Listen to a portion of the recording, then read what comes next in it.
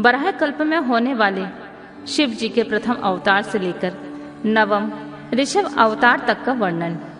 नंदीश्वर कहते हैं, सर्वज्ञ सनत कुमार जी, एक बार रुद्र ने हर्षित होकर ब्रह्मा जी से शंकर जी के चरित्र का प्रेम पूर्वक वर्णन किया था। वह चरित्र सदा परम सुखदायक था, उसे तुम श्रवण करो। वह चरित्र इस प्रकार है। शिव जी ने कहा, ब्राह्मण, बराह कल्प के 7वें मनवंतर में संपूर्ण लोकों को प्रकाशित करने वाले भगवान कल्पेश्वर, जो तुम्हारे प्रपौत्र हैं, वैवस्वत मनु के पुत्र होंगे। तब उस मनवंतर की चतुर्योगियों के किसी द्वापर युग में मैं लोकों पर अनुग्रह करने तथा ब्राह्मणों के हित के लिए प्रकट होऊंगा। ब्राह्मण युग प्रवृत्तियों के अनुसार उस प्रथम चतुर्योगी के प्रथम द्वापर युग में जब प्रभु स्वयं ही व्यास होंगे, तब मैं उस कलियुग के अंत में ब्राह्मणों के हितार्थ शिवा शक्ति श्वेत नामक महामुनि होकर प्रकट होऊंगा। उस समय हिमालय के रमणीय शिखर छागल नामक पर्वत श्रेष्ठ पर मेरे शिखाधारी 4 शिष्य उत्पन्न होंगे। उनके नाम होंगे श्वेत, श्वेतसिक, श्वेताश्व और श्वेत लोहित। वे चारों ध्यान योग के आश्रम से मेरे नगर में जाएंगे। वहां भी मुझे अविनाशी को तत्वतः जानकर मेरे भक्त हो जाएंगे तथा जन्म, जरा और मृत्यु से रहित होकर पर ब्रह्मा की समाधि में लीन रहेंगे। वत्स पितामह, उस समय मनुष्य ध्यान के अतिरिक्त दान, धर्म आदि कर्म हेतु तक का साधनों द्वारा मेरा दर्शन नहीं पा सकेंगे। दूसरे द्वापर में प्रजापति सत्यव्यास होंगे।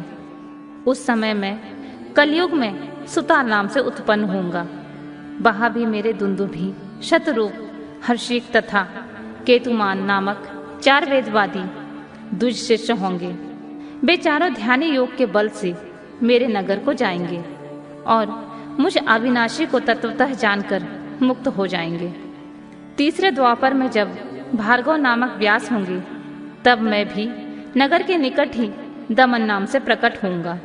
उस समय भी मेरे विशोक, विशेष, विपाप और पापनाशन नामक 4 पुत्र होंगे।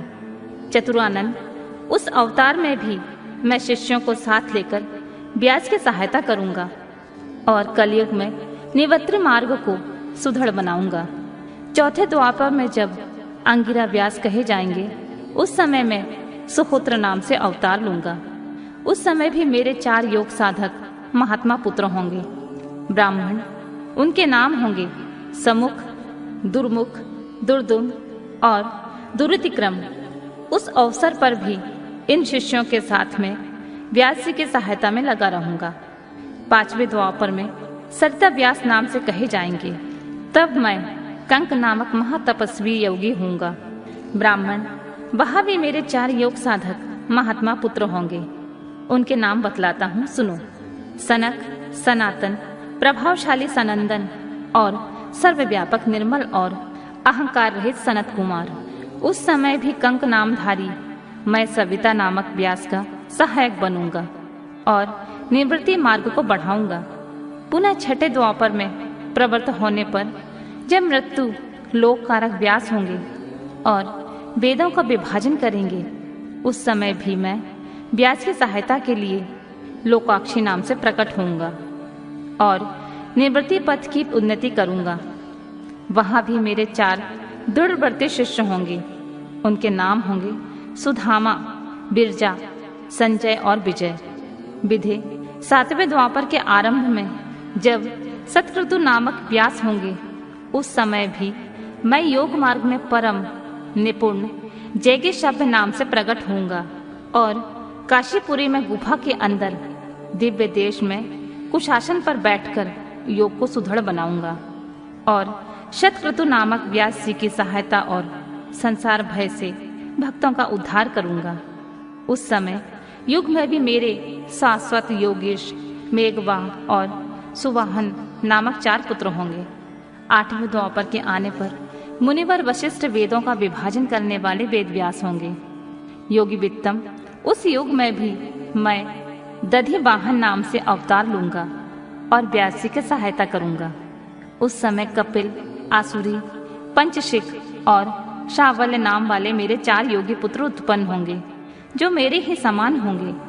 ब्रह्मा नवी चतुर्युगी के द्वापर युग में मुनि श्रेष्ठ सारस्वत नामक व्यास प्रसिद्ध होंगे। उन व्यास के निवृत्ति मार्ग की वृद्धि के लिए ध्यान करने पर मैं ऋषभ नाम से अवतार लूंगा।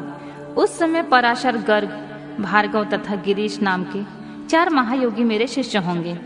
प्रजापति उनके सहयोग से मैं योग मार्ग को सुदृढ़ बनाऊंगा। सब मुनि इस प्रकार का व्यास का सहायक बनूंगा। ब्राह्मण उसी रूप में मैं बहुत से दुखी भक्तों पर दया करके उनका भव सागर से उद्धार करूंगा।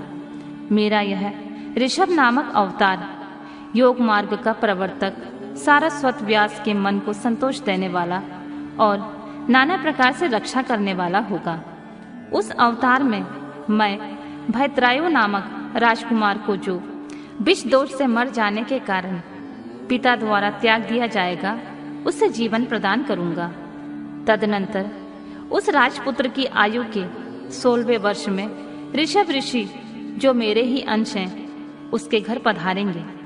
प्रजापति उस राजकुमार द्वारा पूजित होने पर वे सदूपधारी कृपालु मुनि उसे राजधर्म का उपदेश करेंगे। तत्पश्चात वे दीन वत्सल मुनि हर्षित चित्त से उसे दिव्य कवच, शंख और संपूर्ण शत्रुओं का विनाश करने वाला एक चमकीला खड़ग प्रदान करेंगे। फिर कृपा पूर्वक उसके शरीर पर भस्म लगाकर उसे 12,000 हाथियों का बल भी देंगे।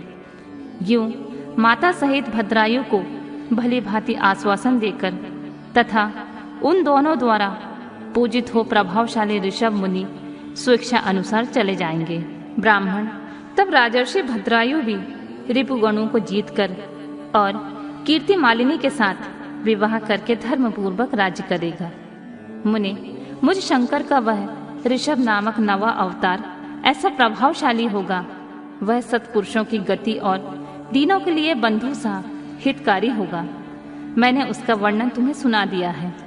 यह ऋषभ चरित्र परम पावन, महान तथा स्वर्ग, यश और आयु को देने वाला है। अतः इसे प्रयत्न पूर्वक सुनाना चाहिए।